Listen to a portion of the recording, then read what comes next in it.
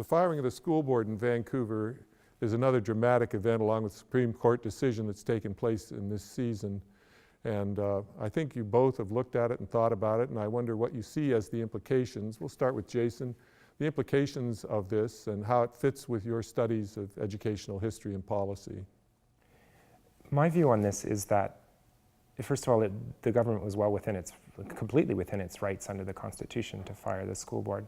School boards are creatures of the provincial government. It clearly says that in Section 93 of the British North America Act, it's the Constitution Act. They're not protected democratic institutions like the legislature or the federal parliament. And I don't know if the public understands that as well as it ought to.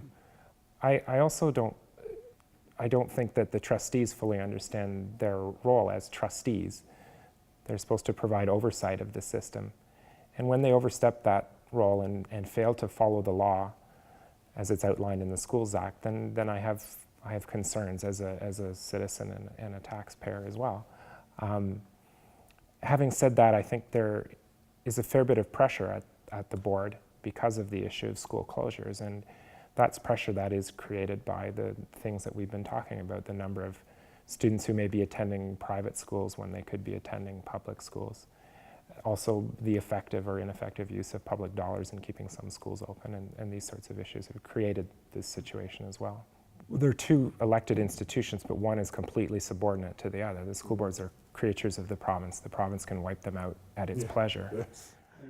I mean, I think just to add a couple of points, it's true the school boards are absolutely a creature of the province in a constitutional sense. So are municipalities. But, you know, I think there would rightly be an uproar if, as they could, the province decided to dissolve a municipality in this province.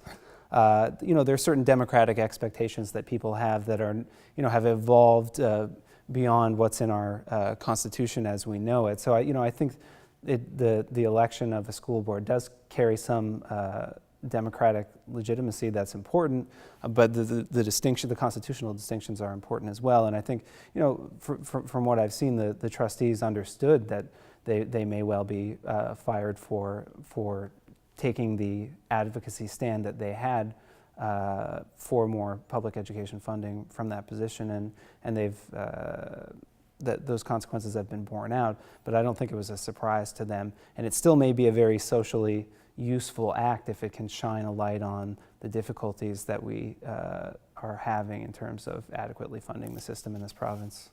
And we've seen the public taking some of the actions they can take to express themselves on this issue. For example, the creation of advocacy groups in 3 of the large school districts. Are there other pathways for the public to express itself other than, of course, changing the government? Well, you know, speaking as a political scientist, the only thing that ever changes anything in societies in a positive direction is people organizing to make it better. You know, citizen advocacy, citizen organizing is absolutely essential, and sitting on the sidelines, you're not going to get what you want.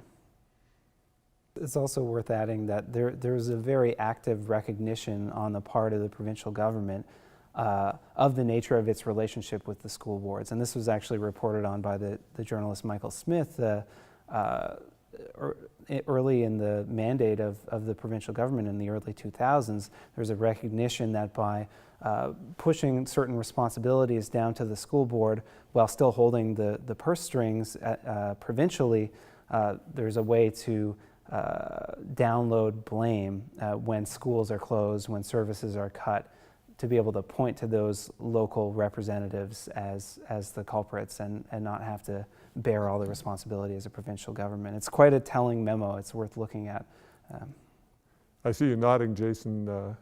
What's your comment on this aspect of it? Well, this is a difficult part of the evolving relationship between school boards and the provincial government. One of the issues that began to come up in the 70s and 80s was school board spending increases, and unequal funding between school boards, between school districts has been a problem for as long as the province has existed. And so the way that the province was able to control this was by by asserting control over both the raising of revenues and expenditures. If left to local hands, then there are some inequalities built into that. School districts with large assessments can generate significant revenues at very little tax effort, whereas other school districts with small assessments require a very large tax effort to get just a basic level of funding. And that is quite unfair, especially if you're one of the people who's paying a large amount of tax to get a very low level of service. And without other mechanisms to sort of resolve that issue, what we've come to is a greater centralization of funding in the province's hands.